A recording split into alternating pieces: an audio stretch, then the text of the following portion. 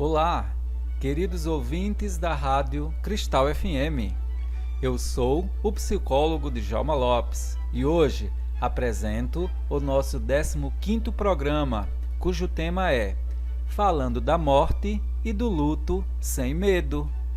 Este programa está dividido em 3 tópicos. O primeiro tópico, eu falo da questão da morte e do luto em diferentes culturas e religiões. No segundo tópico, eu falo sobre o luto normal e o luto patológico. E no terceiro tópico, eu falo que o suicídio, na verdade, não é um desejo de morrer, mas de querer acabar com uma dor. Então, primeiro tópico, a morte e o luto em diferentes culturas e religiões. Ora, falar sobre a morte é uma questão difícil para a nossa cultura, principalmente porque não é um tema trabalhado no planejamento pedagógico das escolas. É um assunto assim proibido na nossa sociedade, cheio de superstições e de muito medo. Esta é a nossa realidade de Brasil e do Ocidente, né? Você que está me ouvindo, não tenha medo deste programa. Eu vou falar tudo de uma forma mais leve, de uma forma esclarecedora. Então aqui vamos entender como a forma como a gente é criado, a cultura e a religião que pertencemos, vai criar uma forma de lidar com a morte mais pesada ou menos pesada. É claro que é um tema de sofrimento, mas a vida não é só alegria. Então vejamos, é normal que quando alguém menciona a palavra morte, poderá desencadear sentimentos ruins, criando um estado emocional de angústia, especialmente dependendo da experiência que você teve ao perder um ente querido ou algo que era muito especial, um animal, ou alguma outra coisa, uma prova de vestibular, um objeto, alguém em um relacionamento. Então, é comum que diante de um cadáver a gente olhasse bem rapidamente ou afastar os olhos imediatamente, não querendo enxergar a morte. Embora vocês devem conhecer pessoas que dizem assim, não tenho medo não, vou lá e vejo aquela pessoa que está lá, né, sendo velada em sua morte. Tem pessoas que enfrentam isso de uma forma mais natural e tem muito a ver com a sua história de vida, suas experiências da infância, que dão esse suporte para ela agir com esse comportamento, tá? Então, eu vou apresentar aqui algumas formas diferenciadas de lidar com a questão da morte e de viver o luto. Olha só. O nosso modo de entender as coisas do mundo, ele não é único. Outros povos por aí afora, seja na África, na Austrália, na Rússia, no Japão, eles vivenciam os mesmos problemas que nós, só que eles adotam comportamentos diferentes. Porque eles possuem crenças e entendimentos diferentes dos nossos em relação a tudo que vivemos. Deste modo, a morte e o luto podem ser representados de forma mais ou menos dramática ou não dramática. Também eles podem usar rituais bastante diferentes dos nossos. Nós usamos caixão, flores, missa ou culto. Também temos um certo cuidado com o corpo daquela pessoa. Tem que dar o banho, colocar uma vestimenta. Tem agora a questão de fazer a maquiagem do rosto para amenizar um pouco aquele aspecto dramático e dar um aspecto mais digno para aquele corpo sem vida. Mas vejamos, no passado da humanidade existiam os povos da Mesopotâmia, que era uma área onde hoje está parte do país Síria e do Kuwait. Aqueles povos da Mesopotâmia, eles tinham o costume, sabe de quê? De enterrar os seus entes queridos, colocando dentro da cova daquela pessoa que estava ali morta. Eles iam lá, colocavam roupa, embrulhava a roupa, colocava, os objetos pessoais daquela pessoa colocava lá dentro, tá? Até mesmo cuidando,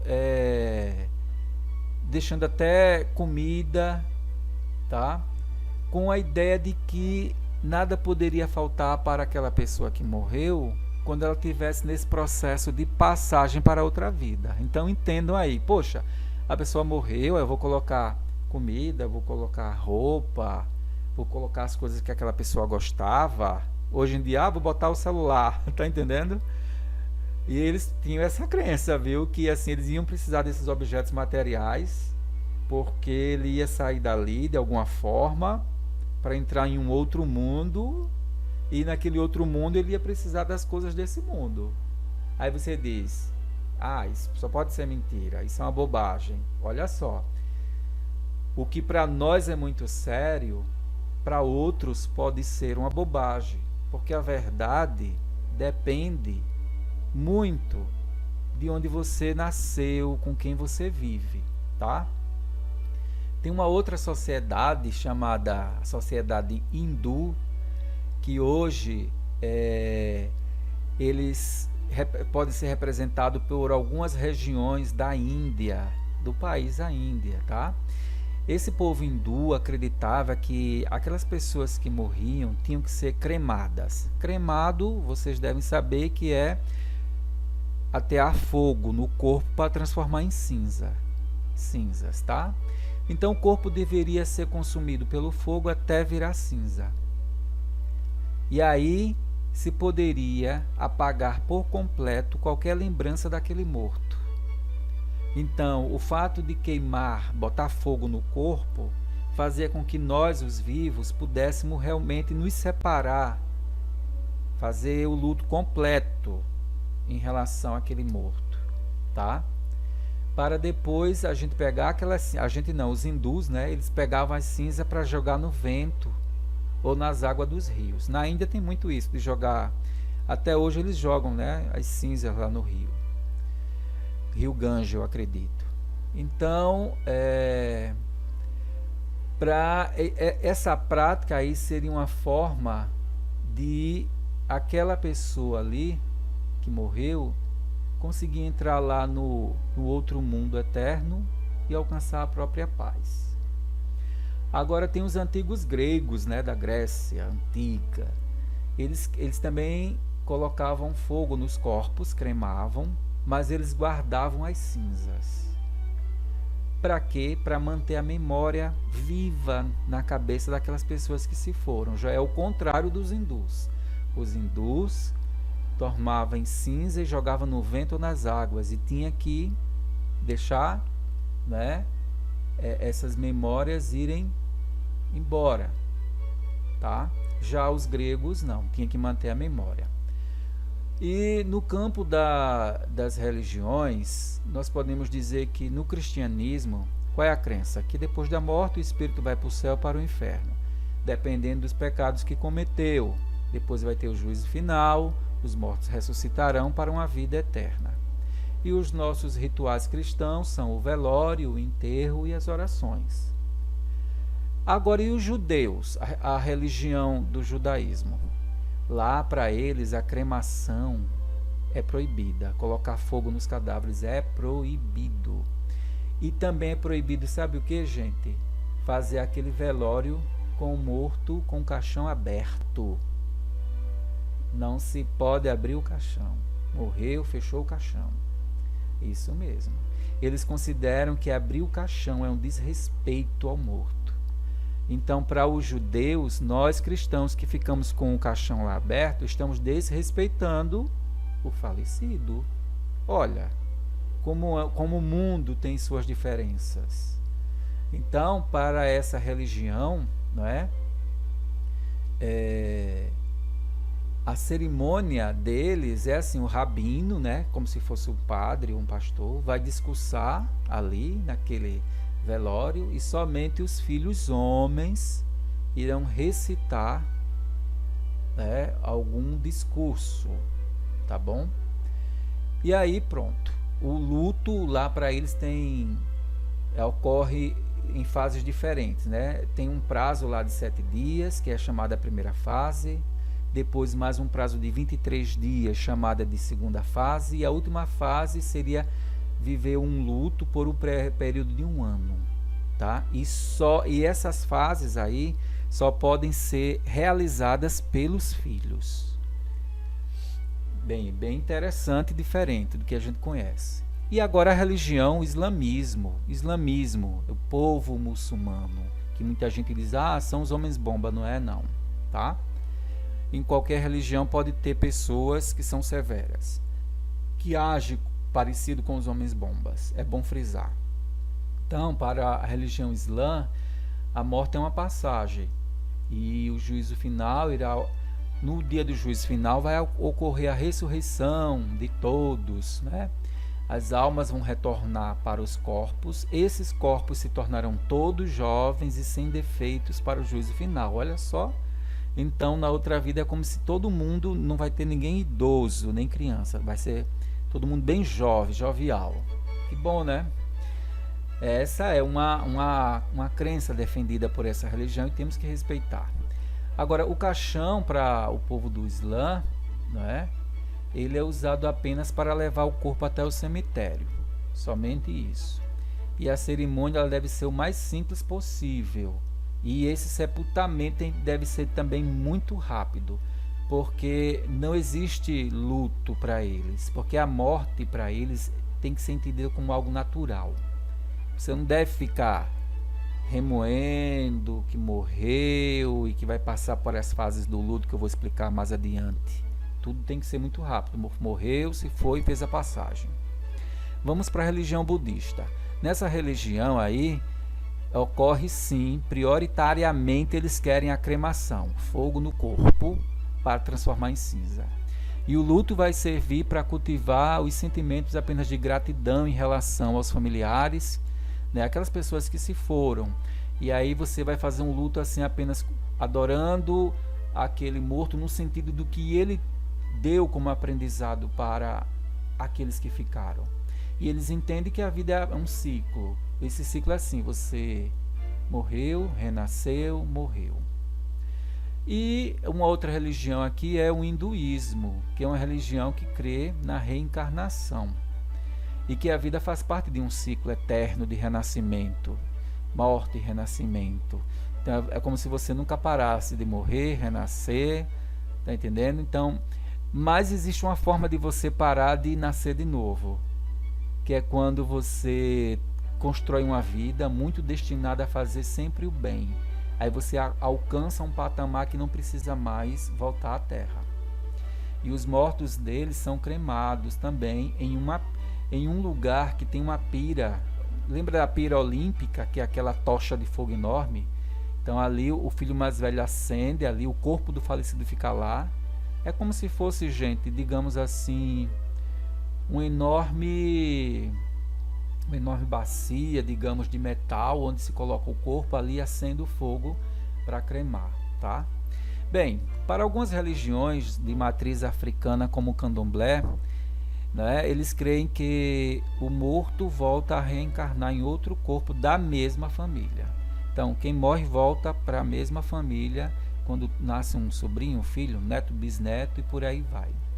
E o ritual funerário deles, né, do candomblé, pode durar vários dias após o enterro. Enterra, mas continua com o ritual em relação àquela pessoa que se foi, tá? E esses objetos do morto, eles são quebrados e jogados numa água corrente, seja num rio. E considera que o luto ele é um processo muito demorado para superar, tá? E a energia do morto, eles acreditam que vai interferir naquelas pessoas que estavam ligadas a ele. Ok, então nós podemos identificar aqui que a morte de uma pessoa não é uma questão isolada, mas ela é um acontecimento social, porque assim, alguém falece, atinge um grupo por inteiro, tá? Porque aquela pessoa que faleceu, ela fazia parte de um conjunto de relações na sua coletividade. Então, dependendo dos vínculos pessoais que aquela pessoa tinha, vai ser criado um estado de crise no grupo em que ela pertencia, porque é um choque, né? Alguém que faz parte do nosso dia a dia de trabalho, da família ou da vizinhança se foi. Então isso gera primeiro um choque. A gente morreu de quê, né? Aí foi o coração, aí muita gente já pensa, o meu coração também. Foi câncer, será que eu estou com câncer também? Que gera um susto em nós. E esse susto nos remete à ideia de que assim, se o outro morreu, que está pertinho de mim, eu posso morrer. Mas esse susto nós não temos quando a gente sabe da morte de alguém muito distante que nem conhecia. Não é verdade? Então, do ponto de vista científico, os estudiosos dizem que nós seres humanos temos consciência da morte. Agora os animais, o cachorro, o gato, eles não têm consciência. Para eles vale o instinto. A morte para eles é como se fosse assim, foi uma agressão sofrida, sabe? É como uma batalha. Mas eles não têm essa ideia da morte, segundo alguns estudiosos. Então, para nós humanos é preciso todo um processo, né, diante deste corpo ali que está sem vida. E conforme for a cultura, a gente pode querer esconder esta situação, né, não querer que alguém saiba, ou não querer que certas pessoas venham ver o velório, quer logo enterrar. E tem povos aí que vocês vão se assustar agora. Gente, tem povos que comem o cadáver que morreu ali na tribo. Mas tem uma explicação para isso. Você, nossa, que horror, que absurdo. Eles têm uma explicação para isso, entendeu? Mais na frente eu vou explicar. Então, nenhuma sociedade humana age de modo neutro diante da morte. Todo mundo tem uma reação, e geralmente de medo.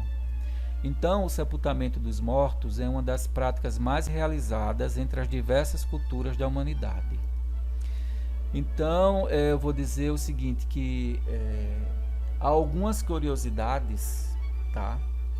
Que eu vou falar agora de alguns povos, né, que o que é que eles fazem com seus mortos. Por exemplo, na África existe uma cidade lá no Congo que as pessoas convivem, tá, gente, com cadáveres, isso durante dias, até que aquele cadáver atinge um alto grau de putrefação, que é o desfazimento, até 6 meses, por exemplo. Eles colocam o cadáver na casa e aí abre um buraquinho na parede para escorrer o líquido, tá, para a rua. E aquele cadáver vai ficando podre durante 6 meses, tá? E isso aí tem todo um sentido, só para depois, tá, enterrar. Existe também um povo lá na Indonésia que eles praticam rituais que pode durar mais de 10 anos, gente, até que o corpo seja realmente sepultado. Isso mesmo, porque eles consideram que é preciso um ritual tão longo para que aquele corpo ali, aquele sujeito que morreu, possa realmente fazer parte daquela sociedade lá do outro lado, não é? Não sei se eles chamam de céu, mas para onde ele foi, então o ritual é muito longo para que aquela pessoa que morreu encontre realmente um lugar legal. E há um outro fato curioso, é o seguinte, que nem todos os mortos são enterrados deitados e de costas. Aqui no Brasil, né, é comum no Ocidente que as pessoas quando faleçam fiquem deitadas de costas, a gente fica vendo, né? Com as mãos elas ficam em posição de oração sobre o corpo, coloca-se flores e enterra no cemitério, né? Mas existem culturas, gente, esse papo parece meio brabo, ruim, mas olha, gente, é importante falar sobre isso. Sabe por quê? Porque quando você fala sobre isso, isso ameniza o seu sofrimento. Quando você for a um velório, lembrando dessas coisas que eu estou falando, você vai enxergar a morte de outra forma. Pode acreditar. Você vai enxergar todo aquele processo de ritual de uma outra forma. Por isso que é bom a gente falar dessas coisas que muita gente não fala. Não é? Porque ficar só no medo e na interrogação, Tá entendendo? Eu não quero nem saber. Mas quando você começa a ouvir, não é que o que eu estou fazendo aqui para vocês é levando uma informação que dá muito medo, que tem muita superstição, mas isso é em toda parte do mundo, cada um vai ter uma forma de reagir. E quando a gente vê que há muitas formas diferentes de lidar com a morte, ameniza até um pouquinho em nós, sabia? O sofrimento. Então veja bem, existem culturas que o corpo da pessoa que morreu é colocada dentro de um vaso, gente. Um vaso grande, né? Vai lá, encolhe todinho e coloca lá e tampa. Ou mesmo dentro de um cesto, tá? Para enterrar. E também existe assim algumas práticas que as pessoas colocam um monte de pedras sobre a cabeça da pessoa ou em cima do peito. Isso mesmo. Sabe por quê?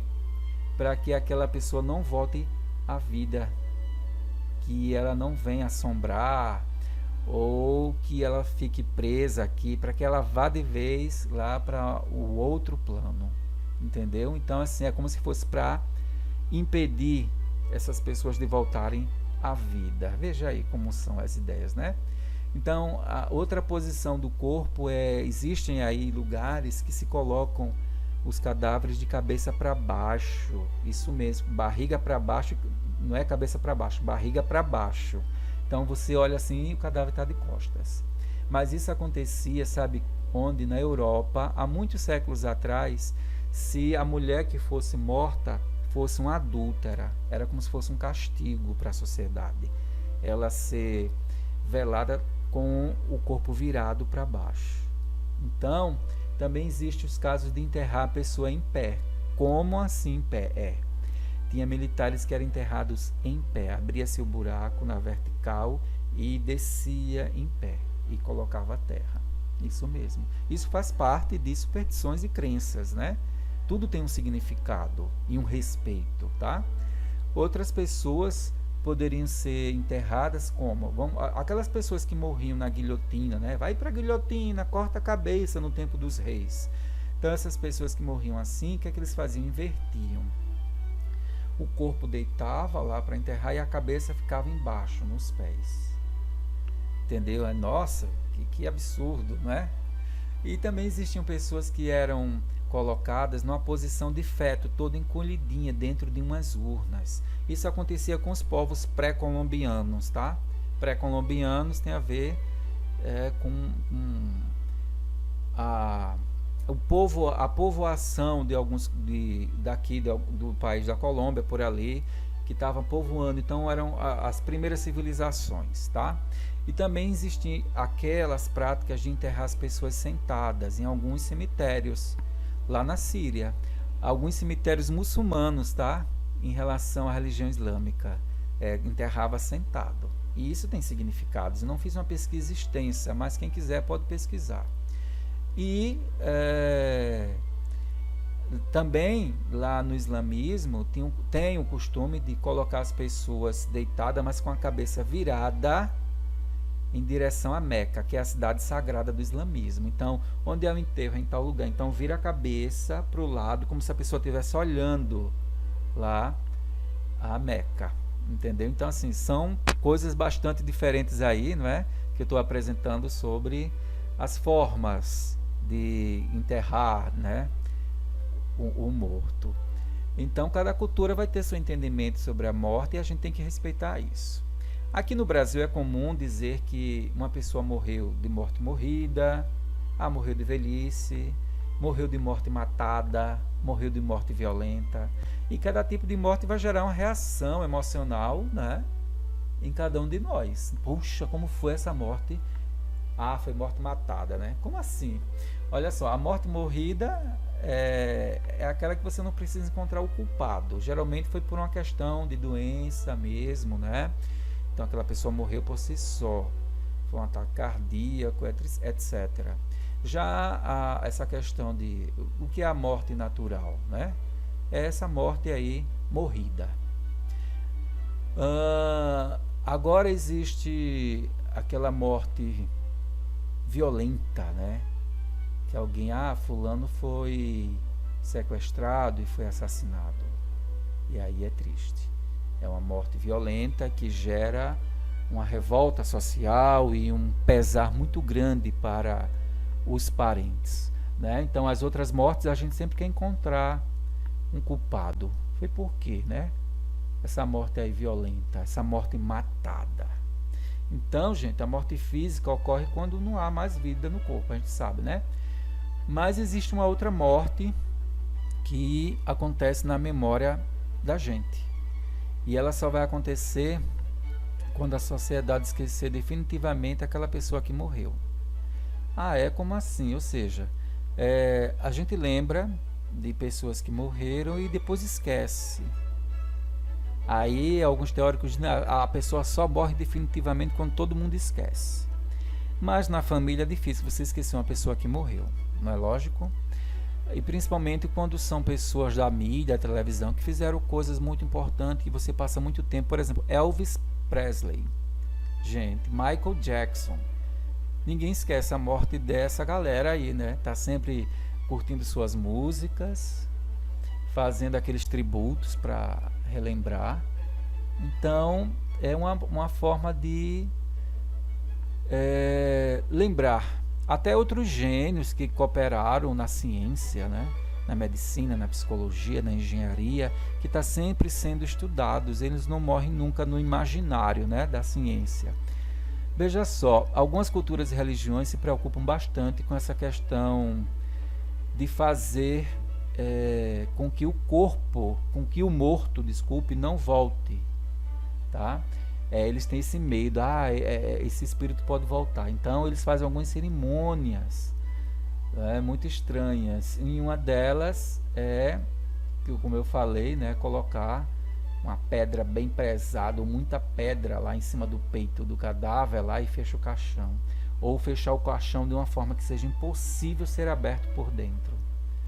Entendeu? Então é como se assim, aquele morto ele deve encontrar um lugar para ele. Lá no outro plano, ele não pode voltar, tá? Porque é tipo assim, ele está fazendo um percurso e esse percurso tem que dar continuidade.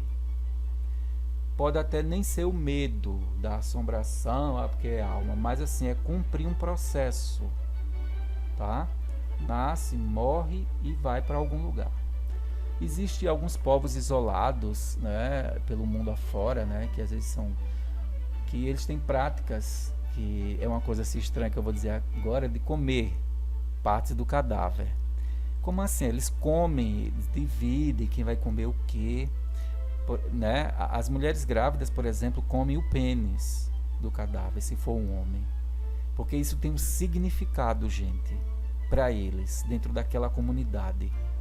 E isso garante com que o espírito, ao tentar voltar, ele não vai encontrar o corpo dele intacto, está todo despedaçado, ele não vai ter condições de querer retornar, tá? E porque as pessoas comeram as partes, né, desse corpo e assim elas se sentem protegidas.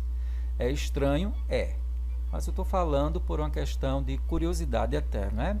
Então, todavia, muitas religiões elas tentam entrar em contato, né, com as pessoas que se foram, principalmente no espiritismo, né? Eles têm essa questão da psicografia, né? Que o ente querido vem, aí eles falam que através de carta, conversa, né?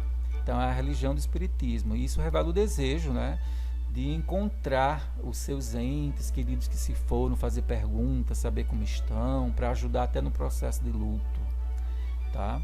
Então, e o choro? Gente, o choro é uma das expressões que o ser humano encontra para manifestar a perda, né, das diversas perdas.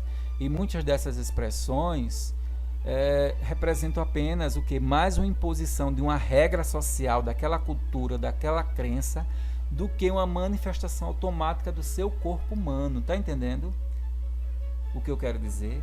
Que a forma como a gente reage diante da morte tem muito a ver com o que aprendemos na nossa cultura, mais do que uma reação do seu corpo assim, como se fosse natural. Então, esse natural que você tem diante da morte, de chorar, de lamentar, de ter medo, tem muito a ver com o aprendizado dessa nossa realidade cultural e religiosa. Porque esse é o aprendizado que a criança passa a ter Ela vai observando ali como é que as coisas funcionam, como é que se comporta em determinadas situações e vai repetindo. Então veja só, há muitas décadas atrás, ou até séculos passados, se chamavam as mulheres carpideiras. Quem eram essas pessoas, essas mulheres? Eram pessoas contratadas para chorar em velórios, isso mesmo. Em alguns países, as carpideiras, elas poderiam aumentar a intensidade desse choro, dessa tristeza, tá? A depender do status que aquela pessoa que morreu tinha na sociedade, tá? Então existem assim relatos de carpideiras que elas chegavam a arrancar os próprios cabelos, tá? Espalhar até as cinzas do morto, se foi cremado, assim naquela agonia, e se jogar em cima, né, das cinzas, a rasgar as próprias roupas, se cortar assim com as próprias unhas pelo corpo, né? Você diz, nossa, que histeria, que é isso, né? Que agonia é essa, que desespero. Em contrapartida, existem outros lugares que é proibido chorar, gritar, tudo tem que ser muito controlado e fazer aquela cerimônia. Isto mesmo, tá? Então, também existe algumas culturas, alguns povos em que o falecido se vai e você pega uma parte daquele corpo e guarda para si. Isso mesmo. E guarda para si. Isso parece até uma loucura, né? Mas isso para eles tem significados, tá? Eu lembrei daquela novela, eu acho que foi a Tieta, em que a Perpétua guardou o genital do marido. E aquilo para ela tinha um significado. Não é verdade? E a gente achou aquilo, olha que absurdo, e você vai e julga, né? Mas para ela teve um significado aquele personagem. E tem culturas que fazem isso, né? Pode ter um dedo, a orelha, né? Você, nossa, que desrespeito com o cadáver. Bem, isso é relativo, depende de cultura. Então, gente, a morte ela pode ser vista de várias formas, né? Ela pode ser uma perda, né? Ela pode ser também um fim, uma transição para outra vida. A morte é tida como algo natural, né? Existe o medo da morte porque é algo desconhecido. A morte também pode ser para algumas pessoas um fascínio que desperta um mistério. Para outros ela traz imagens sensoriais, ou seja, cheiros, cores, temperaturas que lembram, né, a morte. A morte é sempre a morte do outro, porque a gente não fica assim, a gente se abate mais com as ideias assim, que o outro morreu, dá um medo danado, né? Apesar de você pensar, ai meu Deus, será que eu vou morrer, né? Às vezes, será que eu vou morrer, eu estou com alguma coisa séria? Tem também a relação entre a morte e o corpo, que eu vou tratar dessas questões agora. Então veja bem, a morte sentida como uma perda concreta, real, é aquela quando você vê que morreu mesmo, assim, está ali o corpo. O animalzinho se foi, o parente se foi, você vê. Foi tudo inesperado, você se sente impotente, desorganizado, até mesmo paralisado. E apesar da morte, nos deixar sem ação, por outro lado, ela também nos obriga a fazer alguma coisa, entendeu? Então você tem que agir de alguma forma para vivenciar aquela situação, tá? E quando você vê alguém passando por uma situação de morte, você fica sem saber o que é que eu vou falar, o que é que eu vou dizer. Você fica no impasse, vou agir e ao mesmo tempo fica paralisado. Então vou falar o quê? Vou só abraçar, né? Isso vai depender da relação que você tem com a pessoa. E o que é uma morte simbólica? A morte simbólica é aquela que acontece no mundo das ideias. Não morreu nada, tá?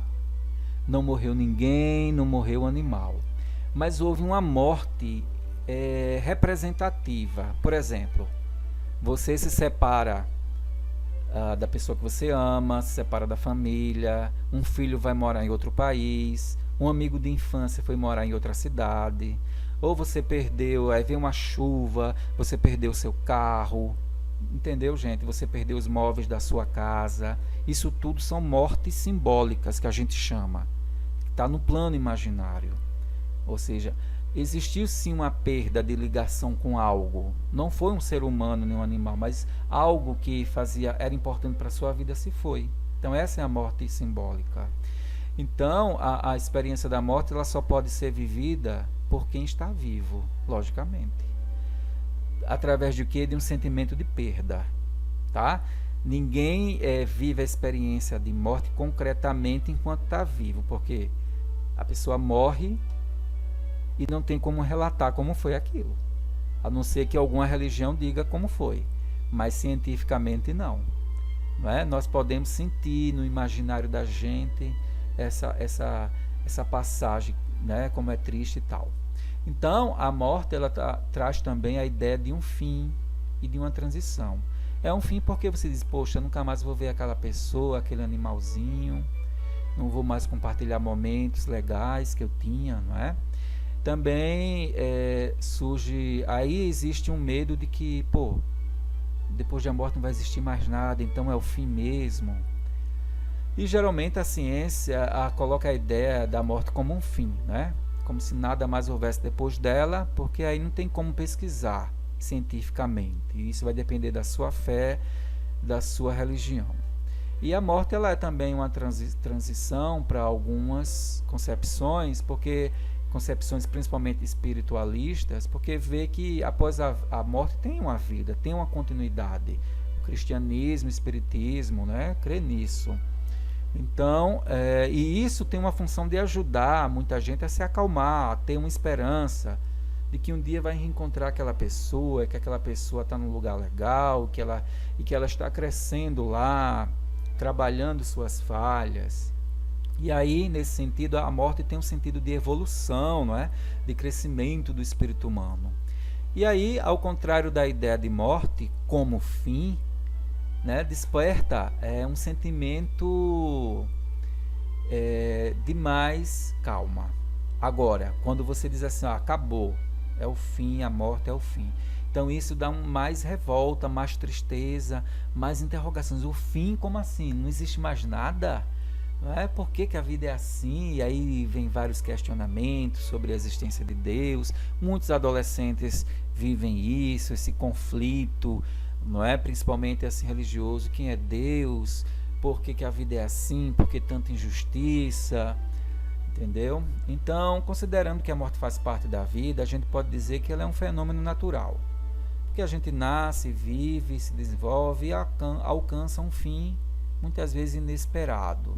Infelizmente, a morte é uma consequência natural da vida. Bem, a morte também ela é sinônimo de medo, não é? E é um medo natural, porque qualquer pessoa vai dizer assim, a maioria, não é? Vai dizer que tem medo. Eu acho muito pouca gente vai dizer que não tem medo da morte. Nós estamos diante de uma situação desconhecida e tudo que é desconhecido gera ansiedade e medo. O importante é não sofrer por antecedência. Muitas vezes a gente sofre por antecedência, né? Com a nossa ansiedade e em várias questões da vida. Esperando a resposta de um teste, se vai ficar no emprego, se passou no concurso e aquele sofrimento, né? Então não vamos ficar sofrendo, vamos tentar amenizar, vamos esperar, né? Mas isso é preciso todo um trabalho pessoal. A morte realmente ela é um mistério. Mas dizer que a morte é algo natural, isso não convence muita gente, porque ela sempre desperta um medo, não é verdade? Então, pessoal, há relatos de pessoas que dizem que não tem medo da morte, que não se preocupa com isso porque vive o presente. Se um dia morrer, morreu. Pode ser que essas pessoas realmente são assim. Tem gente que diz assim, eu não tenho medo de nada.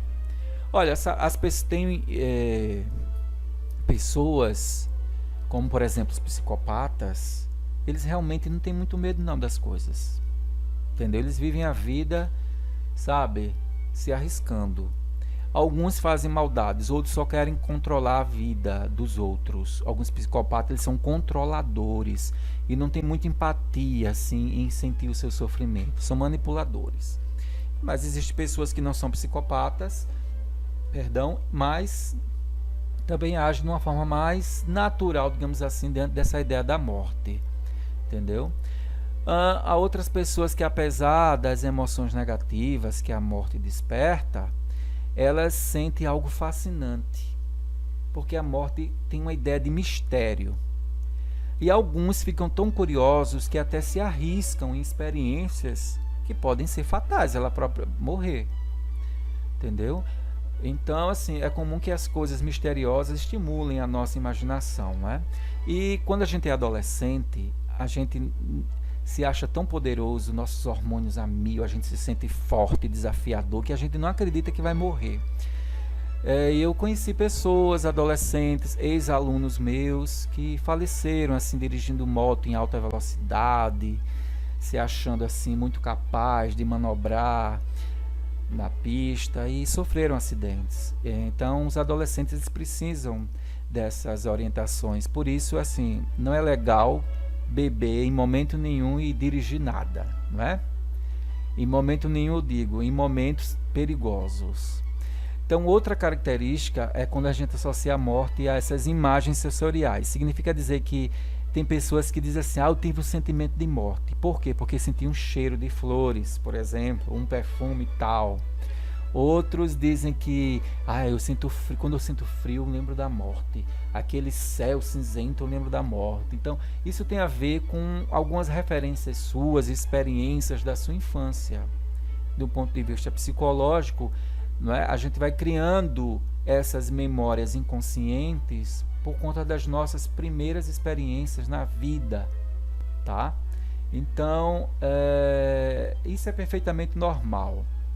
Todo mundo também cria suas superstições diante do seu dia a dia e da falta de conhecimento mais aprofundado sobre certas questões. Eu quero ressaltar também que a morte representa sempre, geralmente, assim, quando você pensa em morte, você pensa na morte do outro.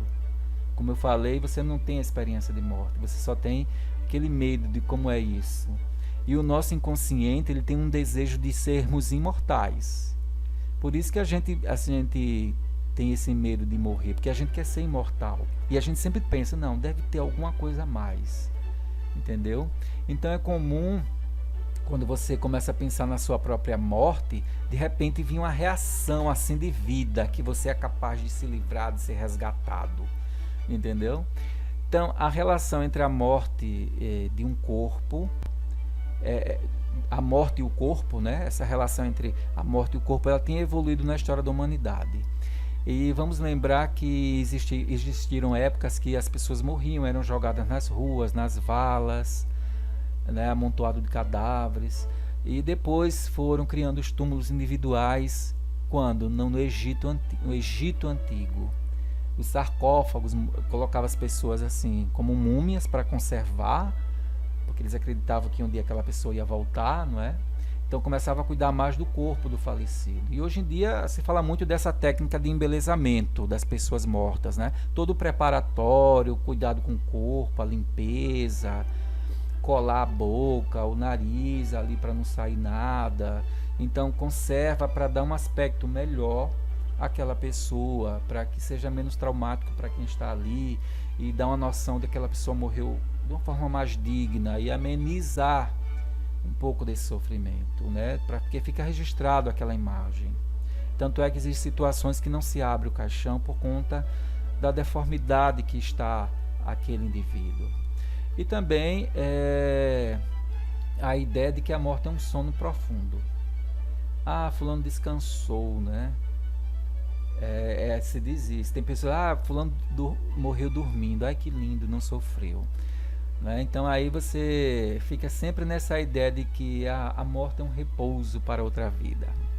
Então, gente, assim, eu utilizei aqui muita teoria do Laboratório de Estudos sobre a Morte, que fica no Instituto de Psicologia da Universidade de São Paulo. Tá? Um material aí, eu usei também a tese de doutorado da doutora Maria Júlia Kovacs, tá? Para falar sobre isso. Agora eu vou passar para o segundo tópico.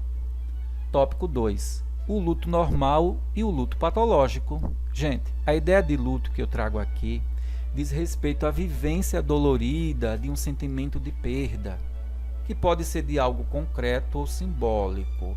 Concreto porque assim, você viu ali, ó, morreu aquele animal, morreu aquela pessoa. E simbólico é como eu falei, são aquelas perdas que a gente sofre de coisas que a gente tem, coisas materiais, por exemplo, de relacionamento, pessoas que nos deixaram, ou que se separou, filho que foi morar bem longe, tá? Então você pode sofrer da mesma forma, assim, um luto, independente do tipo de perda. entendeu? Porque o que está em jogo é a ligação que a gente tem ali. Então o luto ele representa o que? O rompimento de uma ligação com alguém ou alguma coisa. A nossa energia de vida se chama libido. Vou frisar, libido, o povo diz, a libido dele está a 1000, sexo. Não, está errado. A libido é uma energia de vida que está relacionada a várias coisas, seja para sexo, para esporte, escolha de profissão, para alimentação, para gostar de alguém. Então, a libido é a nossa energia de vida que se liga às coisas no mundo. A libido internaliza as coisas do mundo que a gente gosta dentro de nós, principalmente as que a gente gosta, né? Então, essa conexão aí que a gente faz com os animais, com os objetos, eles se tornam internalizados, fazem parte de nós. E quando a gente perde, não é, aquilo, morreu, foi-se embora, é como que você sente um abalo nessa ligação. Começa um rompimento, uma quebra, uma dilaceração. E aí vem um sofrimento, é como uma ferida que vai sendo construída, ela vai se abrindo e você vai sofrendo. Entendeu, gente? Então o luto é dolorido porque assim, começa algo a ser arrancado de dentro de nós, que é um processo um pouco demorado, o luto. E o luto ele vai se concretizar quando essa separação ela se completa. Isso depende de um certo tempo, não tem um tempo exato matematicamente, vai depender de cada um. Então o luto é um processo que se diferencia de pessoa para pessoa, porque cada um vai viver as suas perdas conforme a cultura em que vive, não é? Então as crianças elas têm uma forma de lidar com a perda, e isso depende também da cultura em que está, os pais que têm. Então isso é muito pessoal, essa forma de viver essa angústia, essa separação. Mas o luto ele desperta assim diversos estados psicológicos e somáticos de sofrimento. O que é somático? É quando você sente no corpo como se estivesse doente. Doente de quê? Você pode sentir como se fosse uma fraqueza nas pernas, nos braços, como se estivesse com reumatismo nas juntas, tremor. Então, são várias. Você sente raiva, chora, você pode ficar muito triste, entendeu? Até chegar ao ponto, alguns meses, de conseguir sentir uma calma, se restabelecendo pouco a pouco, e interiormente você sente uma paz. Aí houve o desligamento completo. Superou o luto, tá? Aquela pessoa vai existir em sua memória, e muitas vezes com imagens boas, que é o importante, você guardar para si as imagens boas, que te faz bem, que te faz sorrir, que te faz sentir bem em relação àquela pessoa. Porque isso vai pouco a pouco também restabelecer o seu estado emocional e seu estado físico. E é preciso bastante tempo.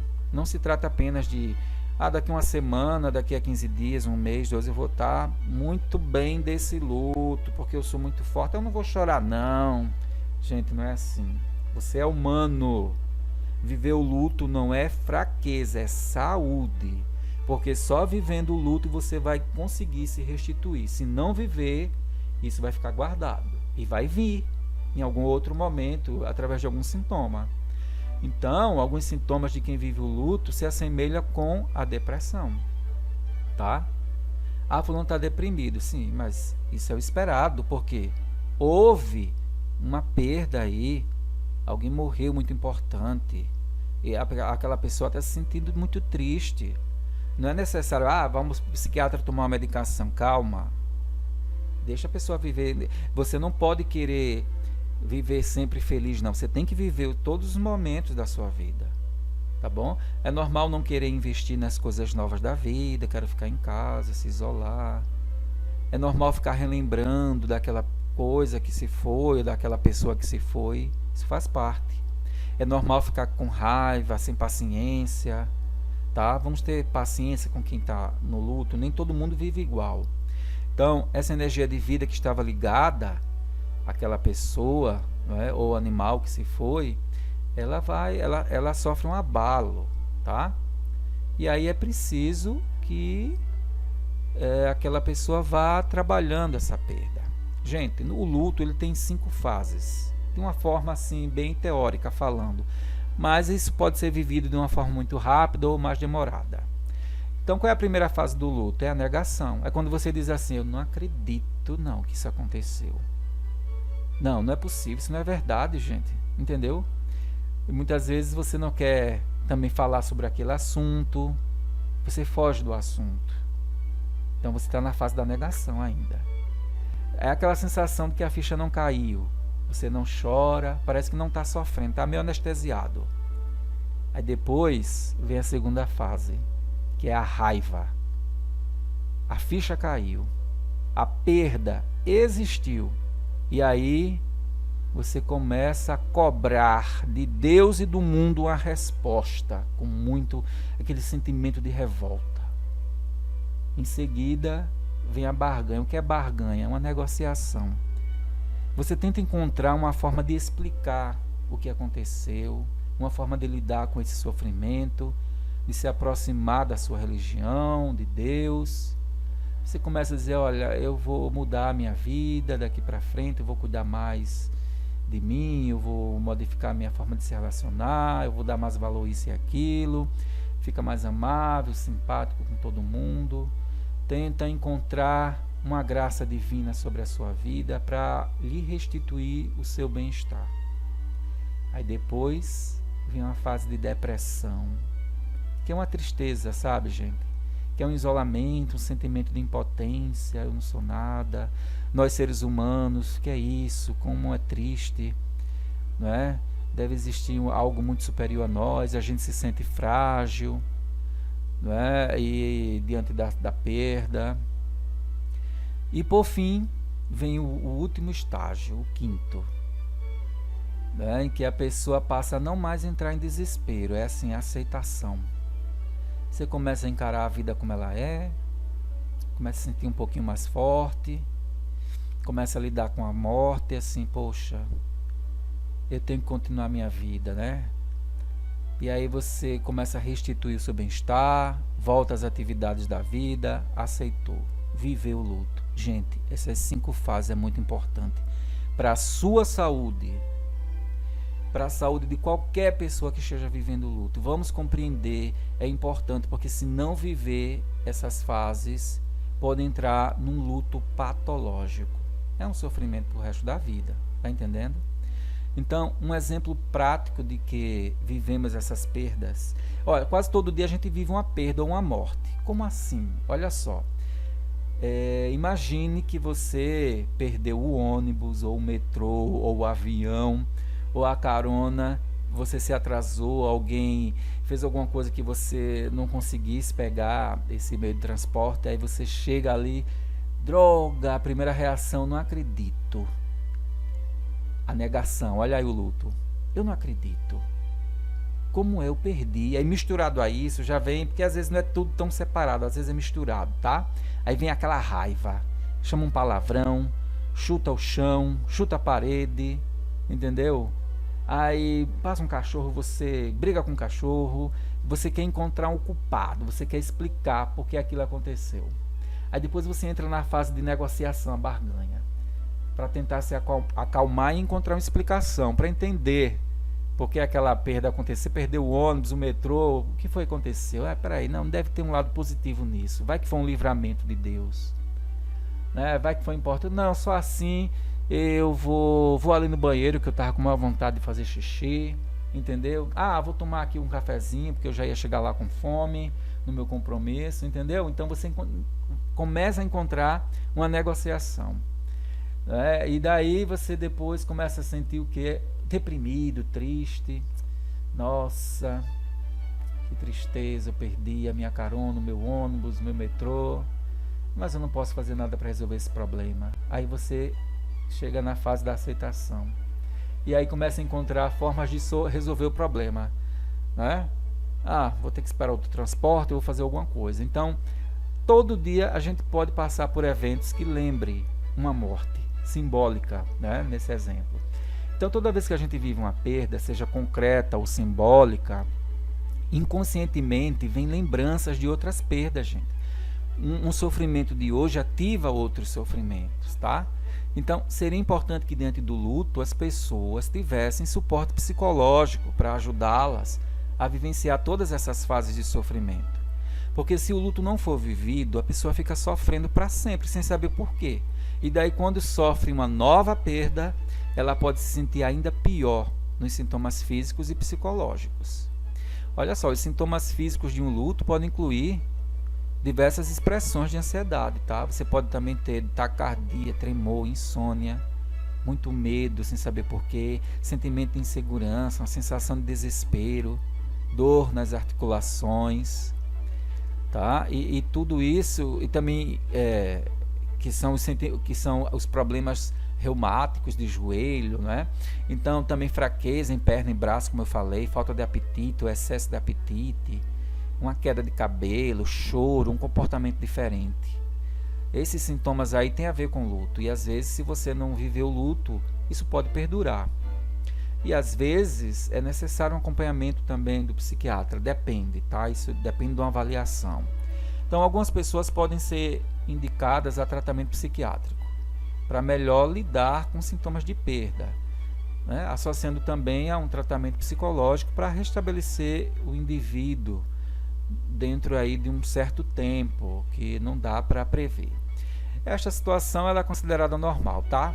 Luto, sofrimento, isso é normal entre os seres humanos. Nós somos feitos de carne e não de ferro. Ninguém aqui é super-homem nem mulher maravilha.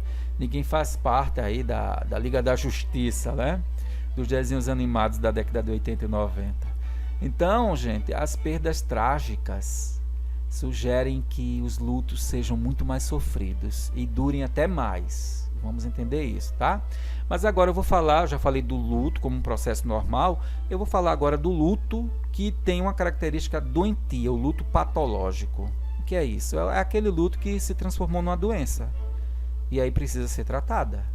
Se uma pessoa não apresenta nenhum sintoma do luto, essa pessoa deve ser indicada para um tratamento psicológico. Tem alguma coisa errada, né? Está se fechando, ela está na negação ali, né? É importante não confundir também a primeira fase da perda, a negação, com a ausência de luto, porque o tempo que essa pessoa vai passar ali negando pode ser uma semana, 2, 15 dias, tá? Não caiu a ficha, pode ser. E isso pode ser normal, tá? Que, como você diz, não, nada aconteceu, eu estou bem, estou vivendo bem, essas questões. Mas pode ocorrer também que, se a gente não viver essas fases do luto, isso possa desencadear algumas perturbações de comportamento que vão substituir o luto não vivido. Pois é. Então, quando alguém está de luto, observe o comportamento. É normal, tá? No primeiro mês, muita coisa estranha pode acontecer, mas você vai continuando essa atenção até ver, não, olha, não para. Já passaram 3 meses, essa pessoa está muito mal, 4 meses, 5, 6, não, vamos procurar um atendimento médico e psicológico, tá bom? Então, existe casos que a pessoa vive o luto sem que essas fases não sejam vividas, isso mesmo. Ela pode viver até algumas partes, né? Uma fase e outra não. É um luto que não está muito adaptativo. Então, os sintomas podem durar por muitos anos. É aquela coisa, não quero me desligar, a minha energia fica ligada ainda, de alguma forma, àquela pessoa ou objeto que se foi. Então, o luto patológico, ele depende da duração desse luto, né? Tem pessoas que estão vivendo o luto de forma bastante sofrida, há mais de 5 anos, 10 anos.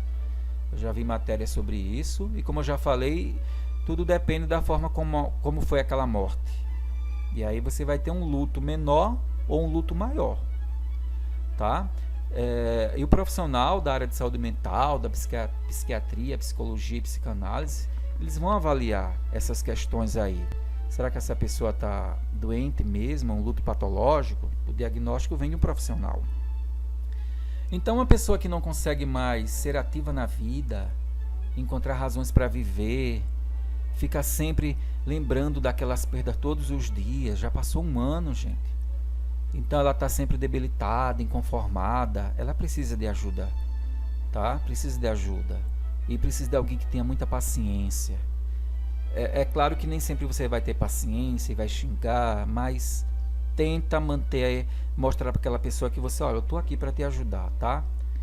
E tem pessoas que vivem assim, geralmente elas vivem o luto e ficam eternamente no sentimento de raiva, ou eternamente no sentimento da tristeza, da depressão.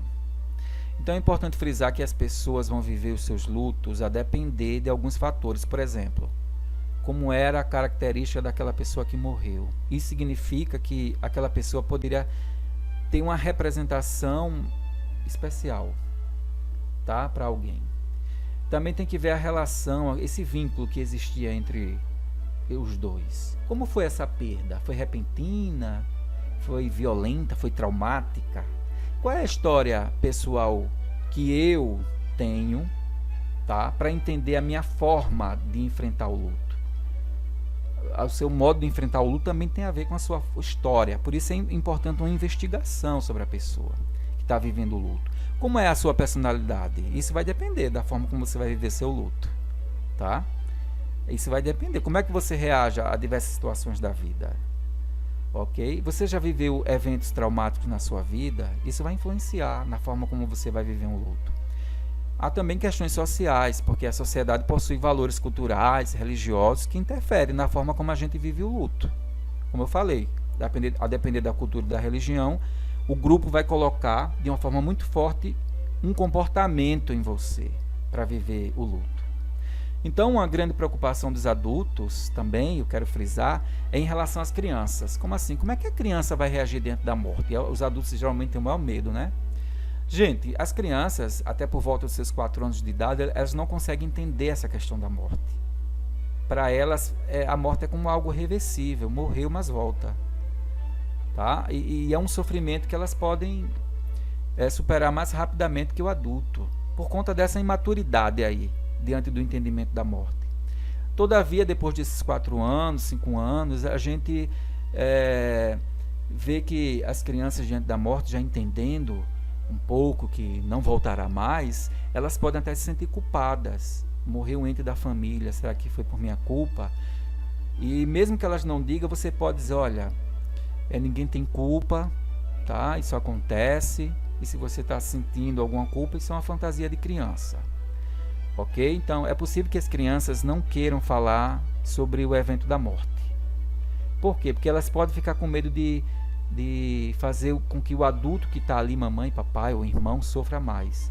Então, para proteger, não vou falar sobre a morte para fulano não sofrer. Tem esse cuidadinho as crianças, viu, gente?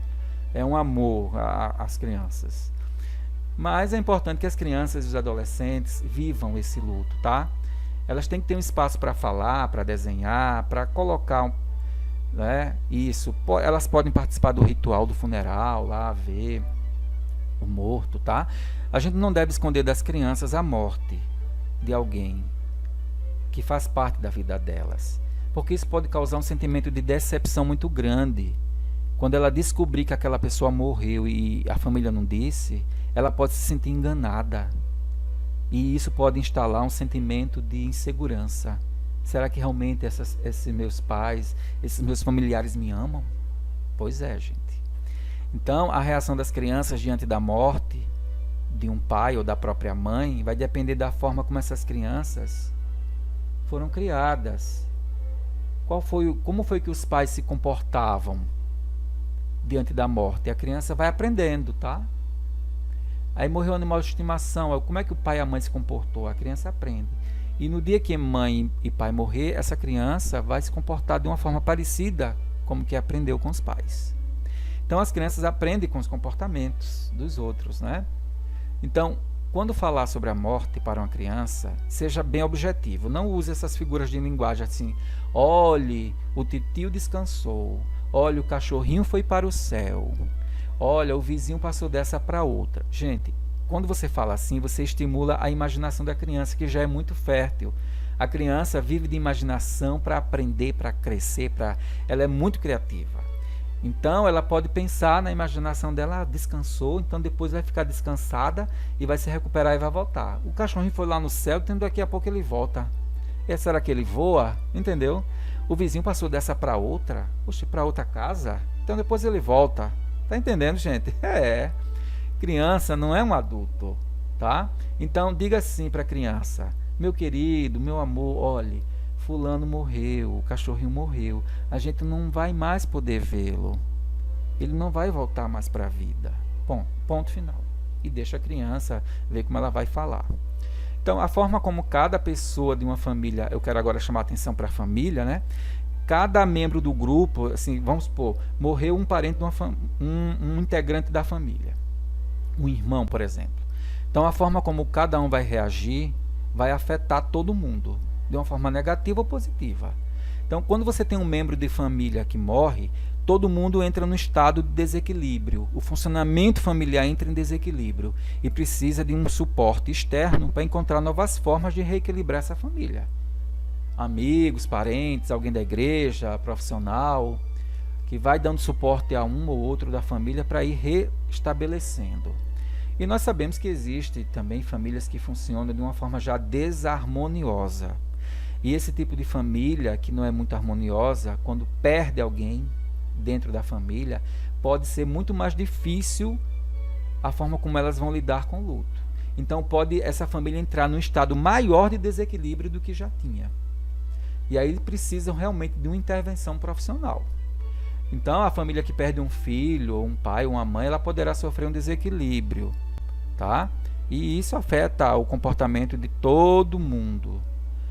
E alguns podem ficar com o comportamento afetado para sempre, caso não sejam tratados com um bom profissional de psicologia, psicanálise ou psiquiatra, porque a morte foi tão significante que deixou uma marca para o resto da vida. E às vezes a mãe, o pai ou o irmão, alguém não fala, a irmã, daquela morte daquele parente, fica aquela marca, aquele registro ali, passa anos e anos com aquele sofrimento guardado. Gente, a dificuldade de procurar um tratamento psicológico é o medo de falar sobre aquilo que não faz sofrer. No caso da morte, falar de uma morte pode ser muito difícil. A pessoa imagina assim: eu não vou suportar esse sofrimento, entendeu? Não quero abrir essa ferida. E aí vive com as consequências do luto. Mas entenda que você, quando vai para um tratamento, o profissional não força você a nada. Ele vai acompanhar o teu tempo, o tempo de você ir se abrindo. Você pode chegar lá e só chorar e ir embora. Você pode chegar lá e de repente falar uma coisinha. E o profissional não vai exigir, não vai te colocar na parede. Pelo contrário, o profissional vai te fazer sentir confortável.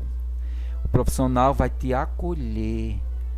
Você, eita, aqui é um lugar que eu me sinto seguro para sofrer. Entendeu? Então, não vamos ter medo do tratamento psicológico. É normal ter medo? É. Mas vamos tentar enfrentar. Tá bom? Então, é importante que a família, diante do luto, ela possa compartilhar seus sentimentos e reconhecer a perda que está ali dentro da família. E vamos todos viver isso. E cada um vai ter seu tempo e sua forma de viver seu luto. Tá? É preciso tempo para superar esse trauma. É um trauma. Tá? Então, algumas famílias vivem mortes aí prematuras, né? Você, pô, como é que meu filho, 10 anos, se foi? Outros foi acidentes, né? Morreu a mãe, morreu não sei quem, morreu o sobrinho, e aquele trauma no acidente, ou alguém matou. Gente, isso torna, né, as pessoas mais sensíveis, e aquele sentimento: eu não vou conseguir superar isso, e aquela pessoa fica realmente dependente de alguém. Mas, gente, é possível, tá? Superar, é possível se fortalecer. É importante que essas pessoas possam encontrar alguém em quem confiar. Dê um voto de confiança em quem quer lhe ajudar. Se você está vivendo um luto difícil na sua vida, dê um voto de confiança no profissional, no amigo, no parente, que diz assim: conta comigo, deixa eu te ajudar a sair desse fundo do poço, deixa eu te mostrar que a vida continua e que quem se foi quer te ver feliz, dando continuidade à tua vida. Então, vamos entender que é possível viver mesmo com as lembranças ruins, tá? Então a dificuldade de viver o luto, ela se apresenta também, gente, entre os profissionais que lidam com essa questão da morte. Psicólogos, psiquiatras, psicanalistas, assistentes sociais, enfermeiros, médicos. A gente, todo mundo é humano. Tá? Então, aí a gente precisa trabalhar, fazer psicoterapia, um trabalho individual. A gente precisa se fortalecer para lidar com essas situações de morte e poder ajudar o outro. Agora eu passo ao último tópico. Tópico 3. Quem se mata quer acabar com uma dor, não quer morrer. Olha, gente, de forma bastante resumida, eu vou falar agora dessa questão de quando alguém pensa em tirar a própria vida, tá? Não se amedronte. Eu estou falando aqui de uma forma bem tranquila, bem normal, isso é humano, tá? E é um conhecimento legal, porque você pode amanhã passar para uma outra pessoa e ajudá-la, ou ajudar você mesmo. Então, esse pensamento, qualquer um de nós podemos ter, milhares de nós tivemos já, de eu quero morrer, eu vou tirar a minha vida, entendeu? Então, assim, eu não quero nem pensar nisso. Olha, o pensamento já veio. Quando você diz não quero nem pensar, ele já existe, já existiu. A gente fica angustiado e sem saída, mas na verdade não é que a gente quer eliminar a nossa vida, a gente quer eliminar algo que nos faz sofrer, tá?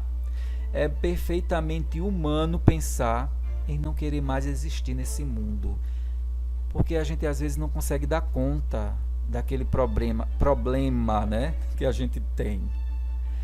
E aí existe uma frase, eu não lembro mais quem é o autor, que diz assim: difícil é fazer aquilo que outro ser humano ainda não fez. Então, minha gente, não vamos nos limitar. Já basta as crenças limitantes que a gente tem, os problemas que a gente tem familiares, as ideias que nasceram nas nossas infâncias e a gente não conseguiu se libertar e fica meio que escravo delas, tá? Mas esta frase, ela revela um grande potencial nosso, humano, de resolver problemas. Há pessoas que ainda consideram que determinadas situações difíceis que passam, não tem nenhuma solução, ou tem medo de encarar o problema. A gente tem solução. Mas tem situações que não tem solução, que às vezes o médico diz vai morrer em 6 meses. Eu conheço uma pessoa que ia morrer em 6 meses, já está há 2 anos com câncer.